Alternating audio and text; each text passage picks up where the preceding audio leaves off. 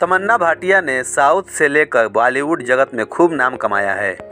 तमन्ना भाटिया ने अपने फिल्मी करियर में एक से बढ़कर एक सुपरहिट फिल्मों में अपनी अदाकारी का जादू चलाया है। यूं तो फिल्मी पर्दे पर तमन्ना भाटिया की जोड़ी साउथ स्टार के साथ खूब जमी है, लेकिन क्या आप जानते हैं कि तमन्ना भाटिया ने सबसे पहले अपने फिल्मी करियर की शुरुआत बॉलीवुड या साउथ के अभिनेता के साथ नहीं, बल्कि भोजपुरी जगत के नामी सितारे के साथ की थी। जी हाँ, तमन्ना भाटिया ने भोजपुरी जगत के नामी अभिनेता के साथ फिल्मी दुनिया में कदम रखा था, जिसके बाद से ही एक्ट्रेस की ज़िंदगी पूरी तरह से पलट गई थी।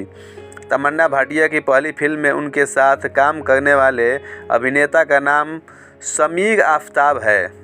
साल 2005 में रिलीज हुई फिल्म चांद सा रोशन चेहरा में समीर आफ्ताब और तमन्ना भाटिया एक साथ नजर आए थे। बॉक्स ऑफिस पर यह फिल्म पूरी तरह से पिट गई थी, जिसके बाद तमन्ना भाटिया साउथ फिल्मों की ओर बढ़ चली थी, तो वहीं समीर आफ्ताब ने भोजपुरी जगत में एंट्री मार ली। आज तक सभी यह जानते हैं कि तमन्ना को बॉलीवुड में ब्रेक अजय देवगन की फिल्म हिम्मत वाला से मिला था, लेकिन बहुत कम लोग जानते हैं कि वह साल 2005 में ही बॉलीवुड में डेब्यू कर चुकी थी। इस फिल्म के बाद तमन्ना भाटिया ने साउथ की फिल्मों में काम करना शुरू कर दिया था और इस दौरान उन्हें साउथ सिनेमा की क्वीन भी कहा जाने लगा।